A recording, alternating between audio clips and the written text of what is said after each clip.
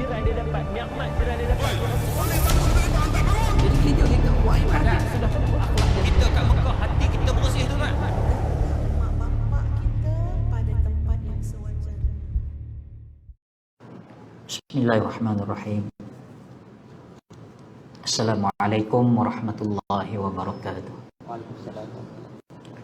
Alhamdulillahirabbil alamin.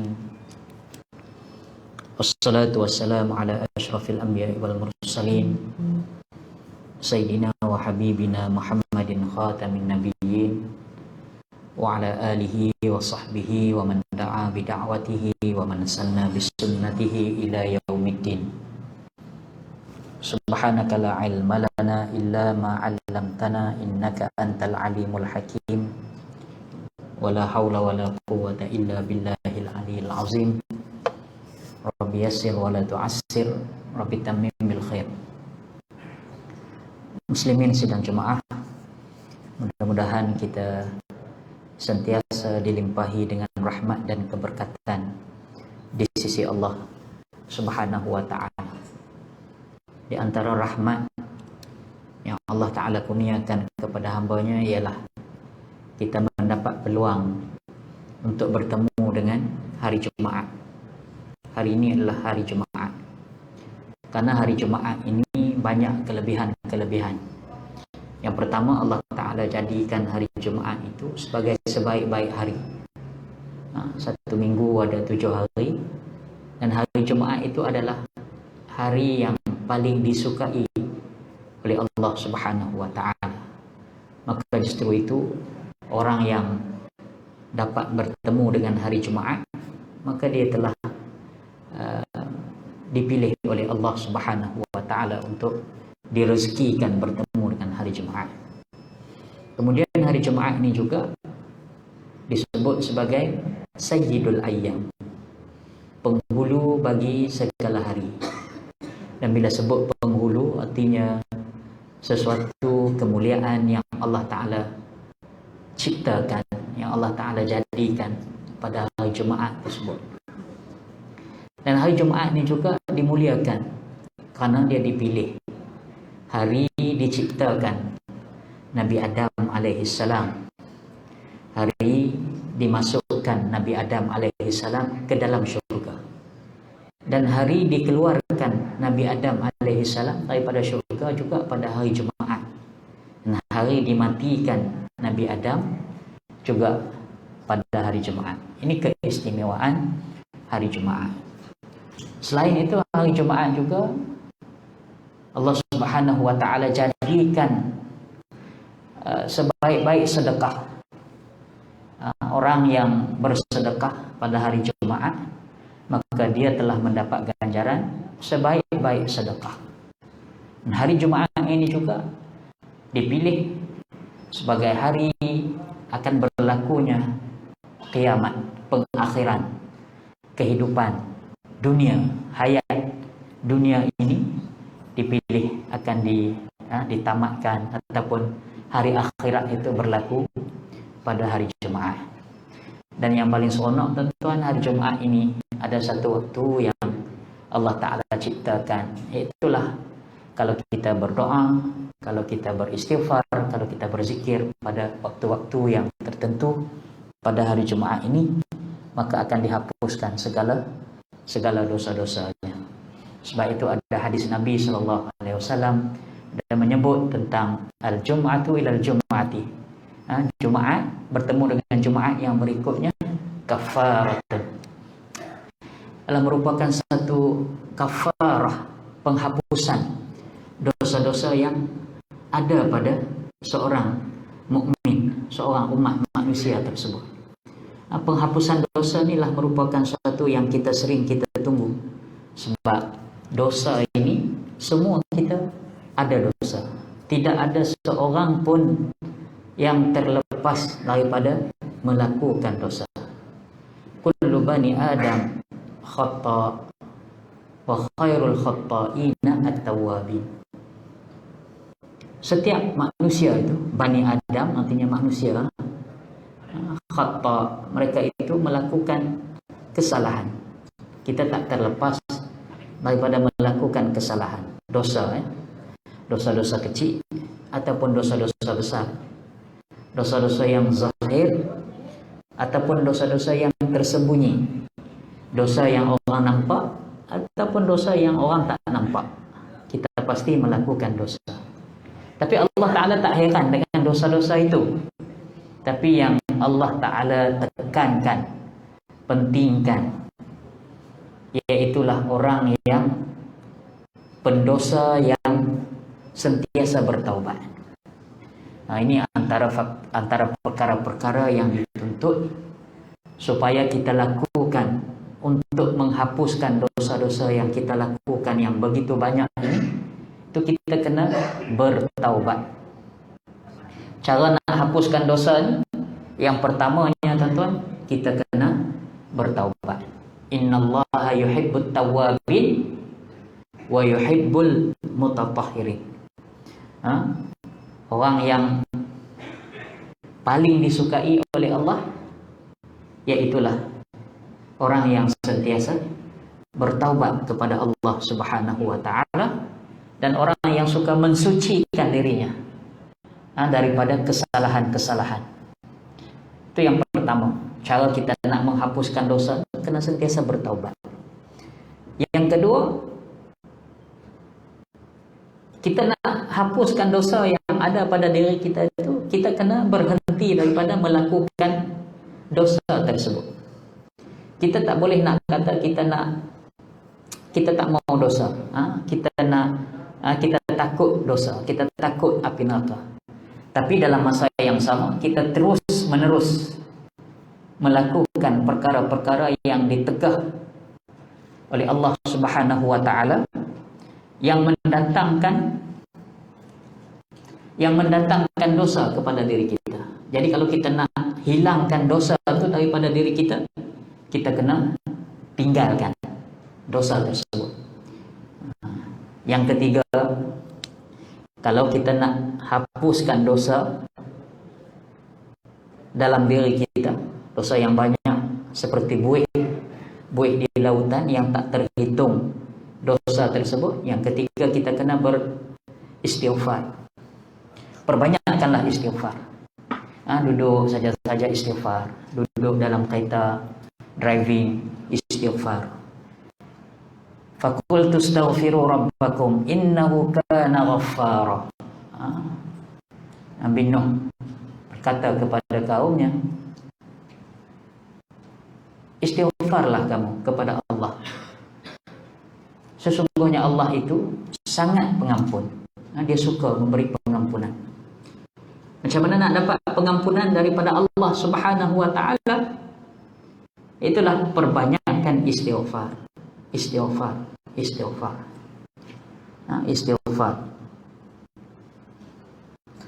Kalau Allah Ta'ala dah ampunkan kita, Allah Ta'ala akan turunkan pelbagai rahmat.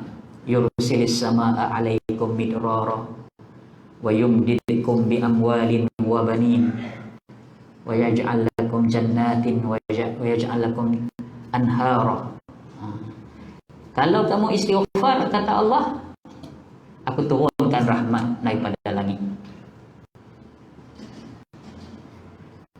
Kalau kamu istighfar, kata Allah, aku kayakan kamu. Wa yumdidukum bi amwalin. Aku lipat gandakan kepada kamu harta benda, wa banin, anak pinak. Macam mana? Istighfarlah. Nak kaya lah? Naklah. Istighfarlah banyak-banyak. Kita pun macam tak yakin macam mana istighfar boleh kaya kan. Allah Ta'ala sebut, wa yumdidukum bi amwalin wa banin. Kalau kamu istighfar, aku tambahkan harta benda kepada kamu, anak pinak. Wa yaj'al lakum jannat.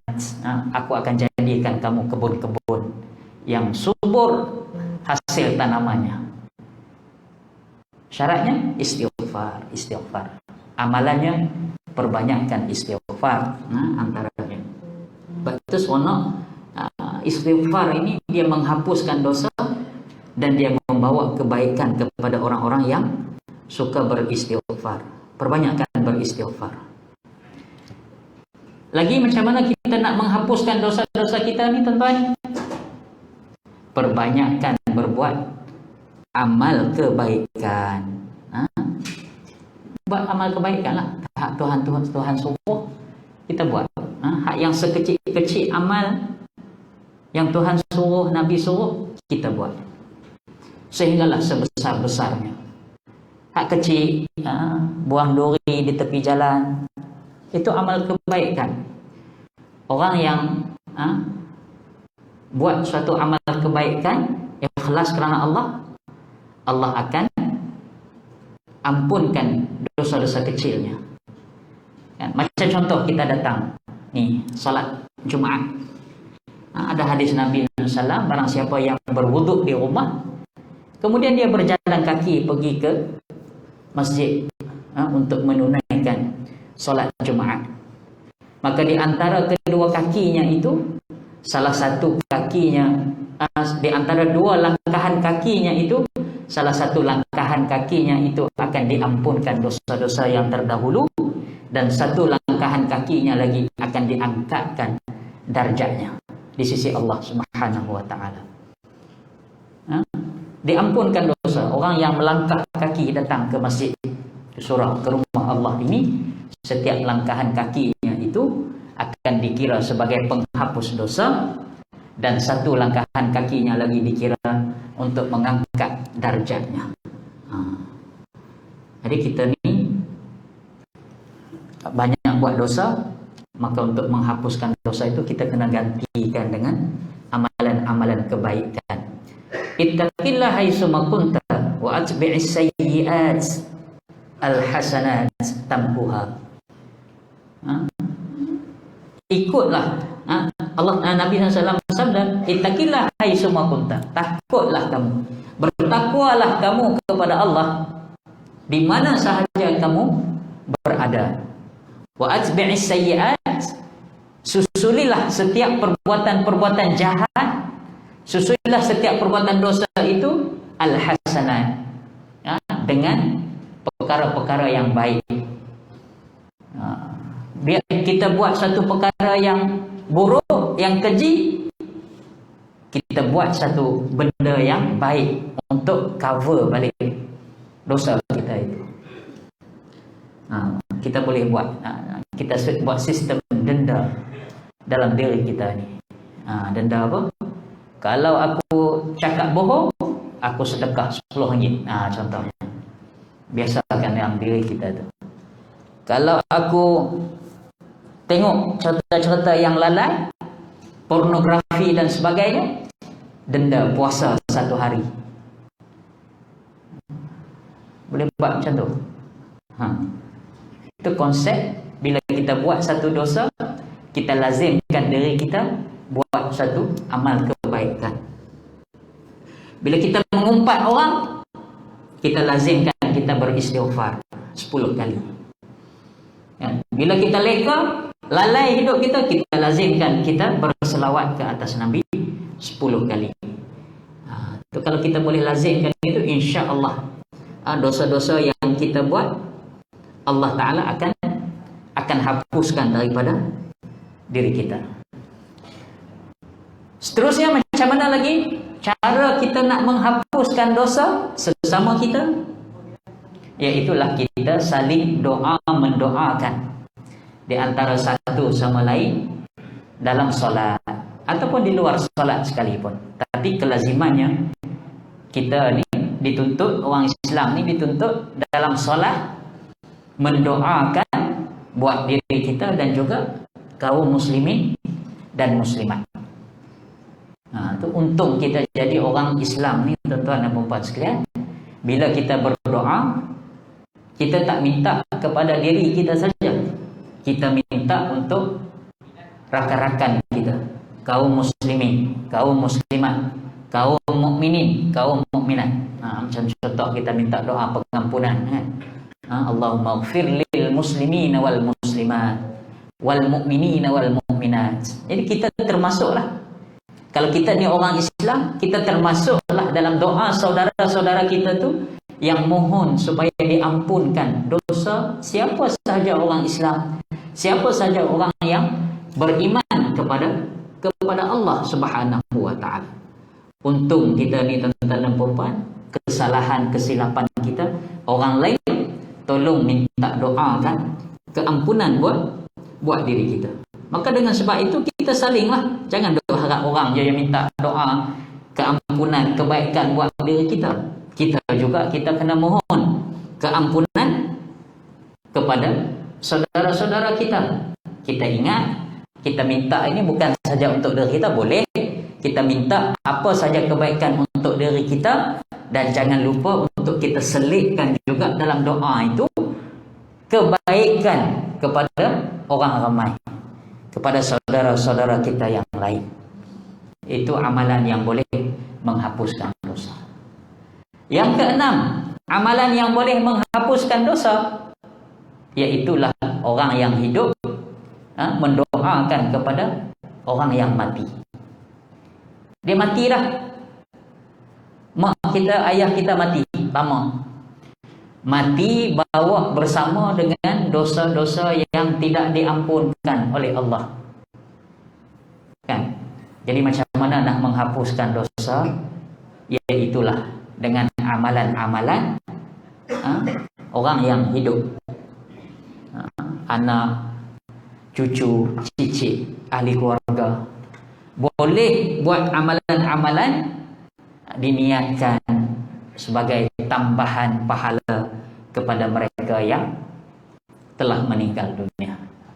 Dan apabila mati anak Adam, iza mata banu Adam inqata'a amaluhu illa min salasin, sadaqatin jariyatin au ilmin yuntafa'u bih wa waladin salih yad'ulah. Apabila mati anak Adam itu terputus semua amalannya, tak boleh lagi bertambah berkurang amalannya kecuali 3 perkara.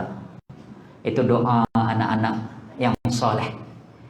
Jadi doalah kita, buatlah kebaikan kepada arwah mak, ayah, adik-beradik kita yang telah pergi, sedekah dengan niat untuk dihadiahkan kepada arwah, baca Al-Quran dengan niat untuk dihadiahkan kepada arwah. Mudah-mudahan Allah Subhanahu wa taala terima amalan-amalan kita.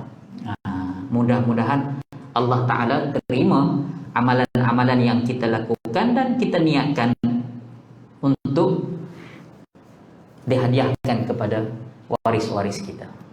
Sedekah pun boleh, buat haji pun boleh, puasa pun boleh. Waris kita meninggal, dengan meninggal puasa yang tidak sempat disempurnakan. Jadi waris boleh menggantikan puasa yang ditinggalkan, ataupun membantu membayar kafarah ataupun fidyah dengan puasa-puasa ataupun amalan yang ditinggalkan. Yang ketujuh, cara kita nak peroleh keampunan ialah kita berusaha untuk mendapatkan syafaat daripada Nabi Muhammad sallallahu alaihi wasallam. Orang-orang yang berdosa, pendosa-pendosa di hari akhirat yang telah dihukumkan untuk dimasukkan ke dalam neraka, dia boleh diampunkan dosanya apabila mendapat syafaat daripada Nabi sallallahu alaihi wasallam. Dan beruntung kita jadi umat Nabi Muhammad, sebab Nabi Muhammad dia akan berusaha untuk memberi syafaat kepada semua umatnya agar semuanya dapat dimasukkan ke dalam syurga. Jadi macam mana nak dapat syafaat Nabi Muhammad sallallahu alaihi wasallam? Kena beramal dengan sunnahnya, kena meningkatkan kasih sayang kepadanya, memperbanyakkan selawat ke atas baginda Nabi sallallahu alaihi wasallam. Allahumma salli ala Muhammad wa ala ali Muhammad. Barang siapa yang berselawat ke atasku sekali, niscaya Allah akan membalas selawat ke atasnya 10 kali. Itu syafaat. Yang ke-8, kita juga akan diampunkan dosanya, dosa-dosa yang kita lakukan sekiranya kita bersabar di atas ujian dan musibah yang menimpa diri kita. Syaratnya kita kena sabar. Ujian sakit, ujian susah dalam kehidupan, ujian sempit dalam kehidupan, ujian lemah anggota tubuh badan, sabar, redha dan berikhtiar, Allah Ta'ala akan hapuskan selama mana ujian itu kita sabar. Musibah yang timpa diri kita, kita bersabar dan berusaha dan berikhtiar dalam tempoh kita sabar itu, Allah Ta'ala akan menghapuskan setiap saat, setiap detik kesulitan yang berlaku pada diri kita itu, Allah Ta'ala akan hapuskan dosa. Walaupun sakit, daging tertusuk dengan duri yang kecil. Kan? Haji Mus duk potong rumput itu kena satu duri kecil ya. Kan? Kena satu duri yang kecil itu pun kita sabar, sudah diampunkan dosa oleh Allah Subhanahu wa Ta'ala. Yang kesembilan, amalan yang boleh menghapuskan dosa kita, yaitu adalah bersedekah. Bersedekah. Sedekah yang paling baik ialah sedekah hari Jumaat. Ambillah peluang tuan-tuan dan puan-puan. Tadi saya nampak tabung dah bergerak tadi. Kan, sedekah. Haji Muh dah sedekah dah lepas ni lah. Kan. Sedekah walaupun RM1, walaupun RM5, walaupun berapa ringgit sekalipun. Sedekah dengan seikhlasnya, kerana sedekah itu umpama air yang mensucikan kekotoran. Dosa kita akan terhapus dengan amalan sedekah itu. Dan yang ke-10, antara amalan yang boleh menghapuskan dosa kita ialah sentiasalah berwuduk. Amalan ini susah kita nak buat ni tuan-tuan, sebab kita malas kan. Malas. Kalau duduk di pejabat sejuk nak kena ayam tu, macam Datuk Abdah kan, aircon kuat dalam pejabat lah. Kentut angin, makan tak jaga, kena jaga. Kentut ambil wuduk, kentut ambil wuduk. Malas ha. Bila tua dia kencing banyak. Bila tua kencing banyak. Teruk. Kencing tak apa, jangan kena kencing. Wallahu ta'ala a'lam. Aqulu qawli hadza astaghfirullahal azim li wa lakum. Assalamualaikum warahmatullahi wabarakatuh.